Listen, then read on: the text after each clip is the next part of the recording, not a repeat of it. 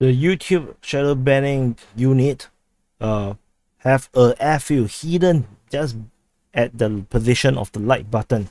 Our intel have indicate that multiple enemy bombers are positioned in that position, and we need to take them out as soon as possible.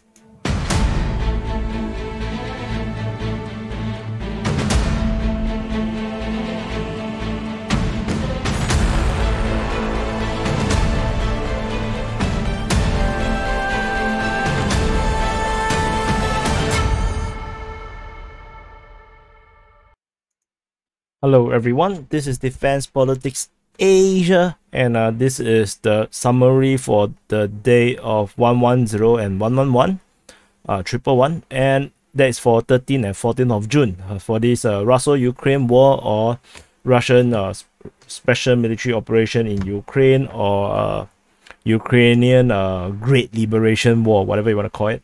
So anyway, this is the summary.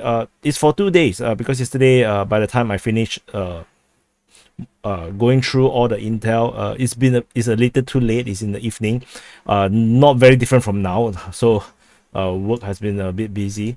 So let's start off with cross-border Shaolin Temple. At the cross-border Shaolin Temple, there is a bombardment reported at Severodonetsk, at Baranivka, Bashivsk, Sopich, and Ulanove. So this is all in Sumy region. The skirmish and artillery battles in this region is heating up, and there is even helicopter strikes, I believe, in one of these positions from the Russian side. So things is looking slightly hotter in these border regions, but there is still no indication of a ground invasion just yet. There is also missile strikes at Voznesensk. So this airbase at Voznesensk, which I have reported, there is a known operational Ukrainian airbase near Voznesensk. This is the one. It got struck by Russian air-launched missiles, and reportedly aviation equipment has been destroyed. Aviation equipment could probably means helicopters, or it could mean planes, it could mean drones. Not exactly sure what they destroyed, but I would suspect that the airbase will continue to be operatable, because this is one of the nearer ones, and from this airbase they can actually exert control over this region, maybe 200 kilometers, around 200 kilometers, so that their aircraft can fly around all this region to help out in the air defense and in terms of ground support. So I think this airbase is still operational despite this missile strike, but the loss of aerial equipment, of course, is going to be rather painful for the Ukrainian side.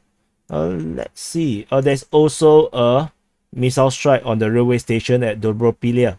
So at Dobropilya, the missile strike had destroyed a large amount of weapons and military equipment coming from the west for the Ukrainian groups in the Donbas region. So this entire eastern front here, the equipment that was delivered through the railway station, through the railway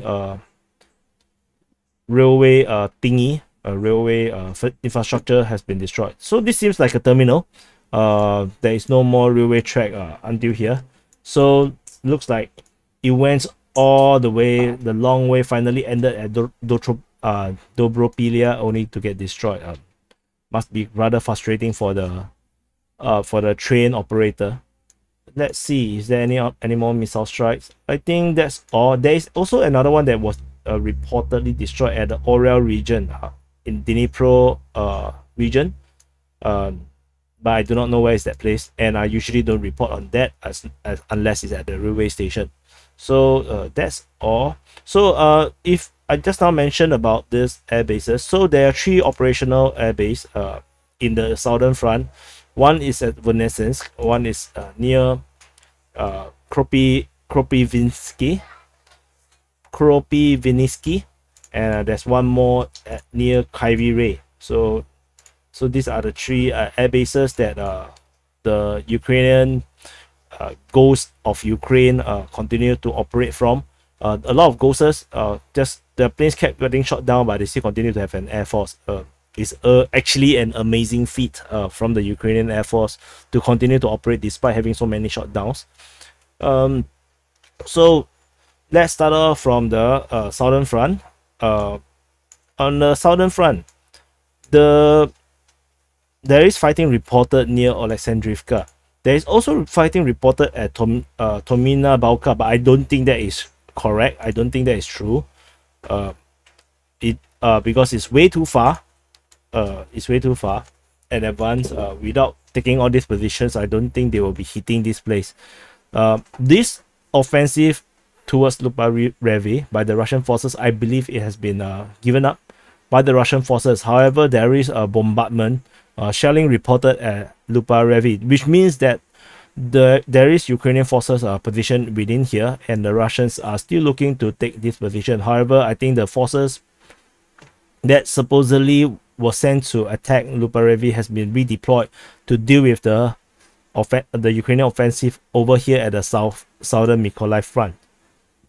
Fighting continued at Sodatske and Keselivka. They have not been able to break through the Russian defenses in this region, and this remains to be the latest front line that we understand. This Alexandrivka, of course, we're also not sure at where is this fighting. Could be here, could be here, could be here. So take this with a pinch of salt. I'm not sure where exactly is the fighting risk. Over here at the Snihurivka region, or the Mykolaiv East front, there is have I reported this? This looks very familiar. And let me see. No, this is a new one. So Hein Mi-24 has been shot down near Snihurivka, and the fighting continues at Snihurivka. Fierce fighting, but no breakthrough from the Ukrainian side. Further up north, there at the Davydiv front, there is still no breakthrough. However, we do have more intelligence on troop positions. So we have Russian position at Luzove as well as Konstromka, and of course the two entrenched position at Balakliya as well as Velike Atakove. For the Ukrainian side, there is this shelling on Zeleny High, which previously I indicate this to be under Russian control. So this helped us to correct this to be under Ukrainian control. And then previously the forward operating base of Murakivka, Kalinivka, and there is also positions at Lepetka. Kaluha is an artillery position, and there is this position at Brezhnehuvate. Yep. So this is the situation here. There's no change in terms of front line. The offensive have not broke through the Russian lines. Further up north at the Khyber front, there is this correction, or there is this capture of Ivanivka by the Russian forces. So this is actually from George W. Barros, and he have based on the information that there are armor operating north of Ivanivka, and he decided that Ivanivka is actually under Russian control. So we have reflected this information in the map as is here. And there is also a okay, I thought there was a plane shot down. It's okay. So move on to the Zaporizhzhia Line or Zaporizhzhia Front. There is no update regarding this front here. No massive offensive or something. Just artillery battles. Moving on to the Donetsk Front. At the Donetsk Front, there is this information that from the Ukrainian Defense Ministry that there is this offensive by the Russians near the village of Shevchenko, and then the enemy is gone. So whatever that is supposed to mean. And that is kind of weird because Shevchenko is actually behind Venepole, and Venepole is under Ukrainian control. There is no indications or any information indicating that the Russians have captured this town here. So this begs the question, if the Russians have actually taken this position. I have checked all the villages around here, like Zelempole or Zelempo or Bulatske, but I did not see any information regarding these locations. So very weird information from the Ukrainian Defense Ministry. This might indicate the Russians might have some advanced capture around this region that we are not informed of. So let's keep a lookout. The Ukrainian positions at Velika Novosibirsk continue to hold. This is really very impressive. They have been holding here for 3 months already. Very hard to take apparently. Moving on to this entire line on the east, on the west of Donetsk city, there is no updates in this area. In terms of fighting continues in all these various locations, but there is no changes in the positions or the front line. Moving on to Avdiivka, fighting is in the east and in the south of the city, but there is no massive breakthrough that there's to be reported. This fighting in the outskirts of Vasily, I think it's gone. Let's delete it away. And this encirclement, I don't think is very valid, if you ask me. So I'm gonna retreat this line so that it doesn't look so weird.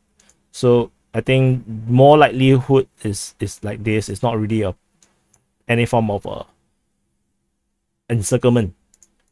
Fighting continues at Krasnohorivka, and there is no updates in terms of Novokalinove. This question mark have been here for a very long time, but I have no updates on this. Fighting is reported in the southern outskirts of New York. This has been the case for some days already, for at least 3-4 days. So not sure the south means where, but yeah, just the south. But to fight in the south means that the Russian forces may have already overcome all these entrenched positions all along this area here. So that's something to take note of. Moving all the way to the Bakhmut Front. At the Bakhmut Front, Ukrainian forces continue to hold at Novoluhansk and as well as Volhyska thermal power plant. However, the resupply route has been disrupted because the Wagner, I think this is the Wagner private military contractors, have captured the village of Vershine, and with this capture they also took over this part of the road of this highway, and this highway was previously used for deliveries made to the Ukrainian forces holding up at the Vologorsk TPP, which is the thermal power plant, which is actually Volhyska. So now resupply can no longer come to this location here. And what's worse is that there is this rumor that the Russian forces have captured Severodonetsk. However, this information is also contradicted. First, I saw this on Ryba, which is the pro-Russian source. They are the really the best OSIN from the Russian side, and then they make their own statement which contradicts this information. They say that there is no neither the DPR militias nor the Wagner PMC's detachment have took Semegoye or Semerodonetsk. So they have disputed this themselves. So it's a question mark now. That's why it's not listed as a capture on this map. And it's also unsure if this capture is true, coming from the north or coming from the south. But what is significant will be if there is a real capture here, then the forces at Novoluhansk as well as the thermal power plant will be effectively encircled. However, because this information is unclear, so we are not so sure exactly what is the situation here. The fighting between Kodema and Dolomite has kind of died off. We haven't heard anything about this because this also is reported by the Ukrainian Defense Ministry, but we didn't really see any more information about this. So I shall delete this. So at least you see that I deleted myself, so you would know probably better. So watching the summaries are very important because this is where we do all the major updates. So further north in the Bakhmut Front, there is this update correction in the sense that Kalinov is actually under Ukrainian control. This is first indicated by the Ukrainian Defense Ministry that there is shelling at this, or there is Shaoling Mounts at this position. So after this Shaoling Mount information, we have this information coming from the Russian sources that detailed what exactly is happening. They said that the Wagner PMC, the Wagner Private Military Contractors, has actually entrenched themselves 3 kilometers northeast, which is here, 3 kilometers northeast within over this ridge area, I believe. Entrenched themselves there, and they are firing at the defenders in this village, which means that Kalinov is actually under Ukrainian control. So we have moved the front line backwards around here to reflect on this information, and this also kind of corroborates on this information that the resupply was able to go through along this highway previously, because should the village is under Russian control, there shouldn't be any abilities to cross this area of the highway. So this kind of corroborates it. This fighting at the outskirts of Bakhmut continues to be vague. No idea what's happening there. Fighting continue for Pokrovsky, and this is actually operated under the Wagner PMC. So I have no idea how big is this Wagner force, because they seem to be everywhere. So very huge private military contractors. I think the West need to learn more to operate better, because the foreign regions is a joke as far as I can tell. Moving further up north east of Bakhmut, fighting continues to go for Yakovlivka. There is still no breakthrough there. We are not so sure also about this Russian position north, 2 kilometers north of Soledar. Not sure if they are actually still there or they are not. So a lot of question mark around this region here. Further over here, this is already Popasna Front. In the Popasna Front region, the Ukrainians have retaken Bilohorivka as well as Nahiane. So, and they have moved on to fight for Vasilivka as well as Nayakov. So this offensive towards Mykolaiivka has kind of broken because of this counter-offensive by the Ukrainian forces.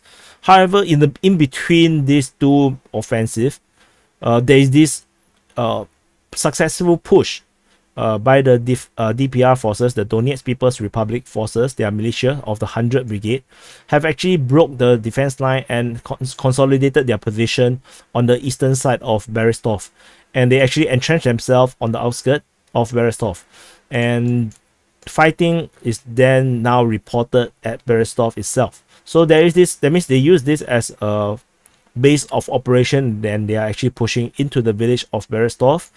And this is a counter momentum, in the sense that on the both sides, east and west of this push, the Ukrainians are actually pushing back the Russians. But however, the Russians are pushing forward over here. Very interesting. And on the eastern side of this front, this battleground here, the Russians have successfully captured Vrubivka. So Vrubivka has been fighting for at least, I think, months now, from my estimation. So this is a major capture, which means that the Ukrainians forces that have been holding up here for so successfully for all this time has finally been defeated, and this actually opened the door to the another route to attack Mykolaiivka or to attack Right Oleksandrivka. The Right Oleksandrivka will be significant because the capture of Right Oleksandrivka would limit the only way for the retreat of troops in Kharkiv and Zolote to be Pilisne. That's the only way they can get out of this entrenchment here, or this pocket or encirclement here. So this position must hold. If not, things is going to get really bad, because the Russian forces is already at Myrna Dolina, and this pincer movement will encircle the entire force around here. And since we are already captured of Vrubivka, I will delete this entrenchment here and this entrenchment here. So 2 more pimpers gone.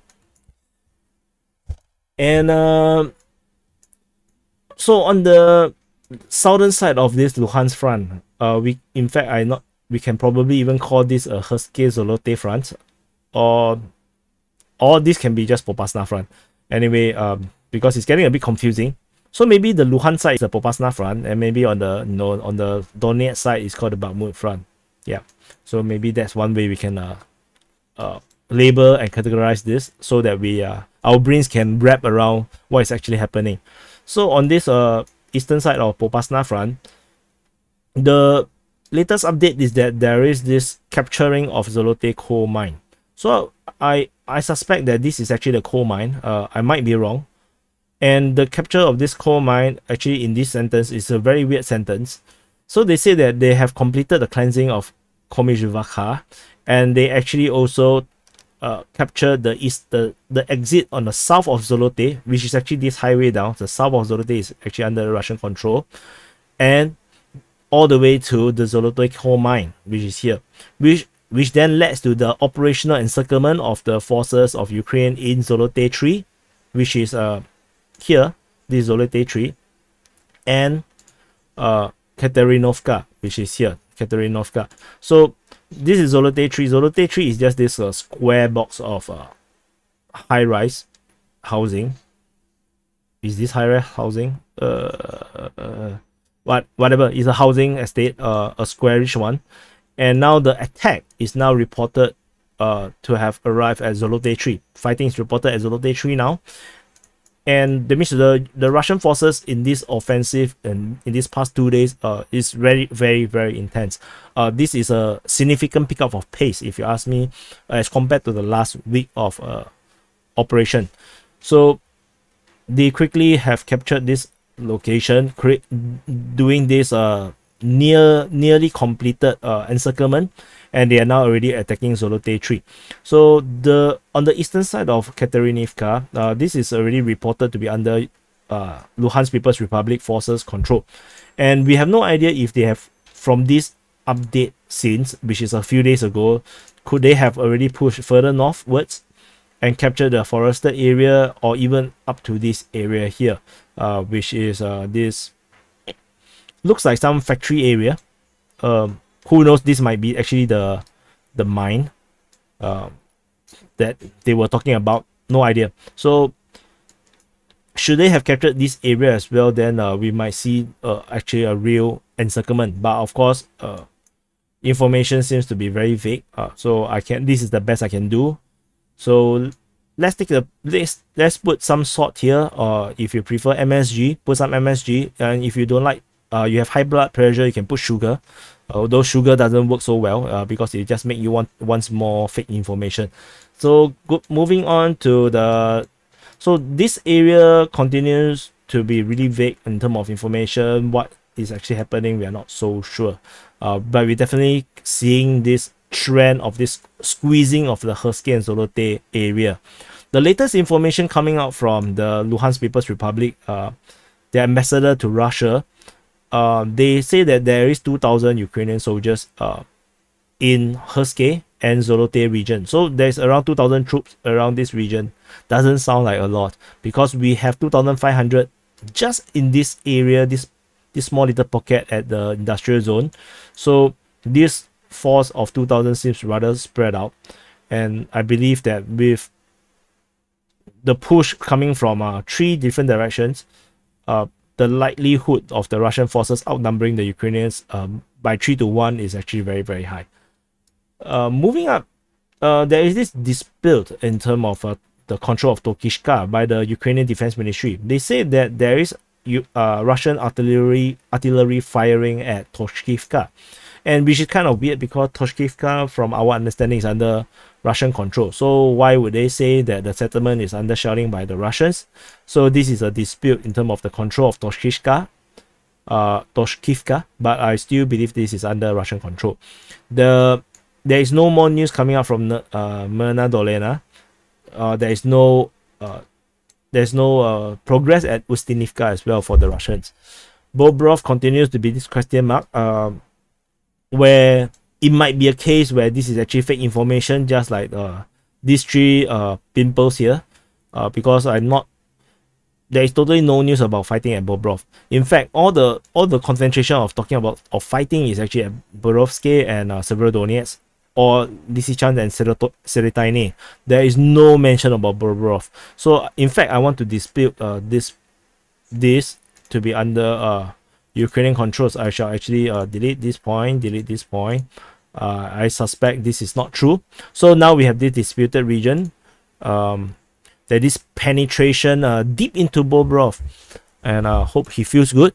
And moving on to the Luhansk Front. At the Luhansk Front here, fighting continued at Borisky, but we have no news about this part. We have also no news about the clearing up of the forces behind the airport. There's no other news regarding this.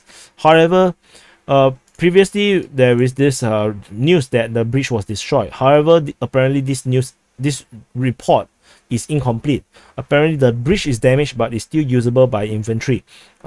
So according to the Russian source, the bridge near Serotyne can still be used, but it's just unsuitable for heavy equipment, which means that the bridge is still usable by infantry, just that heavy vehicles like lorries or maybe tanks are unable to cross. And the Ukrainians definitely use the bridge now. There's a partial retreat reported by the Russian sources of the troops, Ukrainian combat-ready troops near Sirotino or Serotyne, and these are servicemen of the 81 Ukrainian EBR and 79 ODS HBR. I actually don't know what's the full name of this means, although I don't really track, so I don't really care, so it's okay. So they have left the residential areas. So the residential areas is likely to refer to Serotyne, or they might even refer to Borisky, because at Severodonetsk, the Ukrainians do not hold residential areas. And this order, however, do not apply to foreign mercenaries and the territorial defense, as their job is to get shot at. So the industrial zone and the Sirotino or Serotyne is defended by 3 companies of the 109, the OBS and the 10 OBS, and 2nd and the 3rd Battalion of the 11 OMB. So, or 11-5 OMB. So the 3 companies doesn't sound a lot. And 3rd Battalion, 2nd and 3rd Battalion. Okay, there's still two battalions, so there's still quite a number of troops. So fighting continues at Serotyne.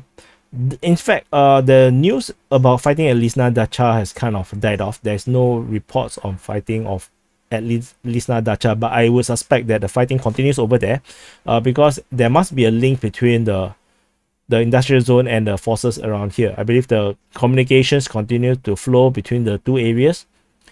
And over at Severodonetsk region, there is this news, the latest information, that the Russian forces have captured the territory between the bridge here, the northernmost bridge, and Severodonetsk itself. So according to the Russian source, they say that the Russian armed forces physically cut off Severodonetsk industrial zone and the Azot plant from the Poletatsky bridge, which was destroyed by the Ukrainians themselves, which they definitely wanted to indicate that. And this comes at the same time where the Ukrainians request for humanitarian corridor for civilians at the Azot plant. They wanted to evacuate civilians, women, children, and elderly that are stuck at Azot chemical plant to Lysychansk. However, this information come after they themselves have destroyed the bridge. So of course this is going to be a no-no. It makes no sense for the Russians to allow them to cross a bridge that is already broken. And they also will not allow the chance of Ukrainian forces to escape from this encirclement, or at least this partial encirclement, which is probably why the Russian forces have moved into this area to physically cut off this retreat route, forcing any humanitarian corridor or any evacuation to go in other directions. And this corroborates with the actions by the Russians themselves to offer humanitarian corridor all the way to Svatove or Svatov. And let me show you where is Svatov. Svatov is very far away. It's here. which means this very, very far away from the front line. Is around 50-60 kilometers. So this is even beyond artillery range for most of the artillery pieces that the Ukrainians have. So the Russians definitely, you know, kind of trolling the Ukrainians, saying that they are now willing to open humanitarian operations to evacuate civilians, starting from 8, which is today, to 8 in the night, which it might be closing soon. I don't dare to check the Ukrainian time now because I'm so late in this summary. And the humanitarian corridor will open in the northern direction. So in this northern direction, up this road, all the way to Svatovo in the Luhansk People's Republic. So the entire evacuation and movement will be protected, and they will be sent to temporary accommodation centers. These are guaranteed by the Russian government themselves. They will offer the Ukrainian troops and foreign mercenaries to stop their I don't think the word is offer. They basically want the Ukrainian forces and the foreign mercenaries at the Azov from 8 o'clock to stop any hostility and to release the civilians through this humanitarian corridor and do not fight and to surrender. The Russian Federation, the government of Russia, guarantees the preservation of life and compliance to all norms of the Geneva Convention in relative treatment to prisoner of war, and similar to those that have surrendered in Mariupol. But what is important in what had happened in Mariupol was that the treatment of POW only applies to Ukrainian soldiers. It does not apply to the foreign fighters. The foreign fighters were actually transported elsewhere, all the way into Russia to be trialed. Sorry, that is the neo-Nazis. I mean, the foreign fighters were actually sent to a different place, and they actually got trialed by the DPR and LPR for crimes that is not under POWs. It means that they actually charge them for murder and, you know, like a civilian, not as a prisoner of war. So this is actually a little bit insidious of the Russians to actually say this while they're telling the foreign mercenaries to actually surrender. So they say that the start of the humanitarian operation, the willingness to do it will be by raising white flags, and they actually call on the Ukrainian government to give the appropriate instruction to their forces to give up fighting and to leave the Azov plant. And they have communicated this to the Deputy Prime Minister of the Ukraine.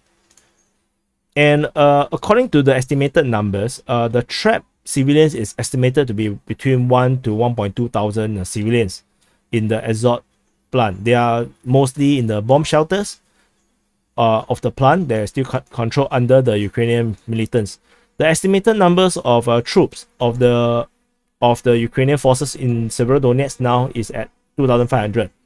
Of these 2.5k troops of the Ukrainian forces, a quarter of them, so a fifth to a quarter, 20% to 25% is foreign mercenaries. This is according to the head of the Internal Affairs Ministry of the Luhansk People's Republic. So that's a lot of information. So if you cannot digest, drink some water. So that's all for the Luhansk Front. And let's move all the way to Izyum Front. At the Izyum Front, Ukrainian MiG-29 is shot down over Sloviansk. So I have no idea how many aircraft more the Ukrainians have. They have been getting shot down on a daily basis. And there's another Sukhoi 25 shot down over Krasnopilia.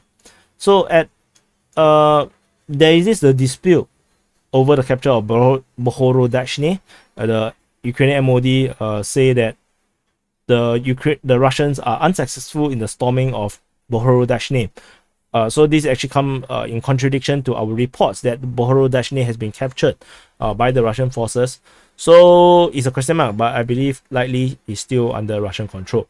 The latest information is that the Russians have captured Dolina, and this is actually the sister town to Krasnopilia. They are just next to each other, and fighting continue at Krasnopilia very predictably because they are just next to each other. So this fighting is gone, no more. So this Sukhoi 25 is shot down near Krasnopilya, which means that the Ukrainians are indeed trying very hard to stop and resist this offensive by the Russians in this area. However, this got shot down over Krasnopilya by air defense systems of the Russians. The fighting is now near Mazanivka, and with this offense at Mazanivka, I believe they have cleared enough of this forest line to capture Dovhemke for good. So the Russian 20th Guard Combined Arms Army have taken Dovhemke, according to A. Severodonetsk. So this capture has been a long time coming. The Russians have been trying really hard to capture this position for 2 to 3 months, and to no avail until today. There is some updates in terms of Ukrainian positions around here. There is a Ukrainian position at Kharkivka, at Nova Dmitrivka, and these are accumulation of forces. There is probably there is defenses or entrenched position at Novo Mykolaiivka, on the highway of Krestyshev, which is here, Krestyshev, and they are around the highway region here, blocking the road. And there is also a Ukrainian position at Mayane. So the Mayane forces is the 15th National Guard. They are currently still building up defenses around this region to prevent Russian advance towards Sloviansk. There's no news regarding Ryhorodok. In fact, I suspect the Russians may have given up this attack on Ryhorodok because they don't seem to be able to have a good time capturing it. My suspicion is that because it's too near to Sloviansk, it's only like 2-3 kilometers, 5 kilometers, and the reinforcement can keep going on from Sloviansk to Ryhorodok, making the capture of this town impossible. So I believe the Russians may be going for a different direction after this. I think this offense is more or less gone. There is bombardment at Majaki still. The Russians still have not decided to push towards Majaki just yet. But more. Okay, moving all the way on this forested area on the western side of Izyum, there is this rumor that the Ukrainian forces had captured Spivakivka, Zavodi, as well as Prydonetsk. So the Ukraine map have reported this based on his trusted sources, but he himself has not verified this information himself, because he have a lot of contact in Ukraine. He usually make calls to verify this information, and he admitted on Twitter that this is not his information, and he has not made calls yet to verify this information. Not sure if he will find someone that he can call to in these remote towns and villages. This attack at Velika Komishvaka have no news as well. No idea what's happening there. That's all for the Izyum Front.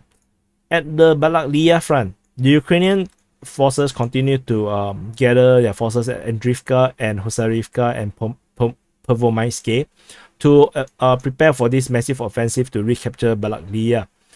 And latest information suggests that there is shelling by the Ministry of Defense of Ukraine. They reported shelling at Stara Hynilisia as well as Mospanove, which means that these two locations is actually under Ukrainian control. Previously, we have this front line going all the way to Liman here. This entire, I can show you actually. Why am I trying so hard? Okay, so previously like this.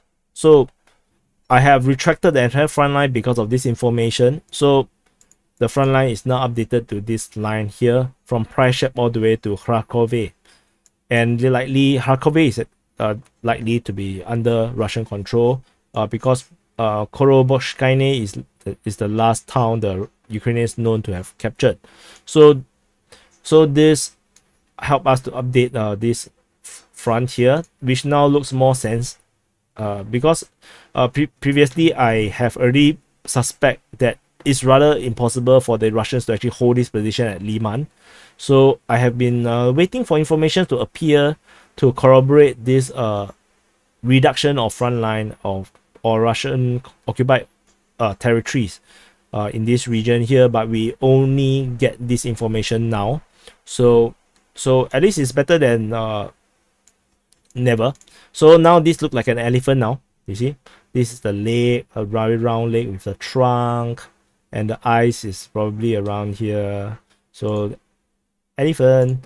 So E for elephant. And we come to the Kharkiv Front, or previously known as the Happy Front. At the Happy Front, the happy news is that the Ukrainian actually control Shestakove and Peremoha. This is also based on the same kind of information because they got shelled by artillery in this location. And interestingly, this is actually this information coming from the Russian sources, from the Russian source Riber, and this helps us to correct these two locations to be under the Ukrainian control. However, according to the this Russian source as well, they say that the fortified position of the Russians is actually a triangle between Verny-Saltiv, Stary-Saltiv, and Shestakove. So this is actually the triangle that the Russian forces are in. So this creates this very weird formation of polygons around this area that looks a little complicated. And there is also continue to have dispute over the status of Bayrak because the Ukrainian MOD reported shelling at Bayrak. So that's why these are disputed region now. And so what happening around here is that the Russians have secured Rubizny and they are now pushing south, and they are now fighting between Verny-Saltiv and Rubizny. So the fighting is reported between these two locations here, and there is this offensive coming from this triangle. So there is this fighting near Verny-Saltiv. So on the outskirts of Stary-Saltiv, and this also mentioned the report of fighting at the outskirts of Stary-Saltiv, which is here. So and then this fighting at Verkhny-Saltov is actually an expansion of the fighting here. So the fighting here get more and more intense and making open and spreading it out here. They mentioned that the Ukrainians are trying to make a crossing in this area here with pontoon, and then it was immediately being countered by the Russians to prevent them from establishing this crossing. And weirdly, there is this report from Wargonzo that the Russian forces have crossed the Severodonetsk River at Stary-Saltov. So there's a lot of salt here. There's a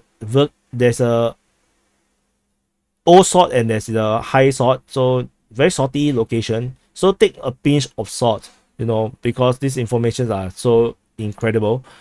So according to Wargonzo, the Russian forces crossed this bridge here. This bridge was destroyed here, and they managed to kind of maybe man it under fire or what, and then they actually cross it and have a bridgehead around here. And as a result, there is also this by Interslava, which is another pro-Russian source, that mentioned the Russian forces have captured Stary-Saltiv. But I find this a bit premature, and I don't think so. They say that the General Staff of Armed Forces of Ukraine acknowledge this loss, but I haven't find any information that seems to suggest that. There's another source saying that the Institute of Study of War, ISW, also acknowledged this loss of Stary-Saltov. I actually went to dig, also I cannot find. So I don't think this information is very correct. So I put it as a question mark. But if true, if this at least this push is true, then we might actually see this pincer movement from this entrenched region with this crossing at the bridge, and also from this entrenched region and the push from Rubizny. So there is this double pincer at this I would say stronghold of Ukrainians, because they have been sending a lot of forces in this region, and this makes this a very complicated region to try to understand what's happening. We will definitely see how this develop, and we probably get more clarity over the next few days. I think I have reported this previously, did I? Let's see. Yeah, so this is no more. This fighting at Izbiske is gone. This fighting at Bostrova, there's no news about this. There's no news about the fighting at the broccoli cauliflower. And the only known fighting at Supivka is definitely still on. The situation at Dementivka, this disputed area, is unclear, still unclear. But Supivka is definitely still fighting, according to the latest information coming out from the Russian sources. So this is probably everything, I guess. And this is the summary of the day of 110 and 111. So for the day of 13 June and 14 June. So for those that are new here, please press the subscribe button. I know it's very common for 60 to 70% of the viewers are not subscribed. But I believe you need to subscribe, because if you don't subscribe, the channel cannot grow. And the channel cannot grow means it's very hard for me to continue to do this thing. So I need the revenue in order to expand the company, to build up a team so that we can actually report on more things other than just Ukraine war. So Ukraine war, if you are new here, if you're not sure, if you don't know, it takes around 5 hours a day at minimum to actually plot out all this information, to read, and then to create the video. The video takes another 1 hour, 2 hours to record and then to share. So it's actually a full-time job. It usually takes me 7-8 hours to do everything, including engaging you guys on the comments, as well in Discord, in Telegram, as well as on Twitter. So I need your support to help to press the like button. Pressing the like button will help to share this to more people.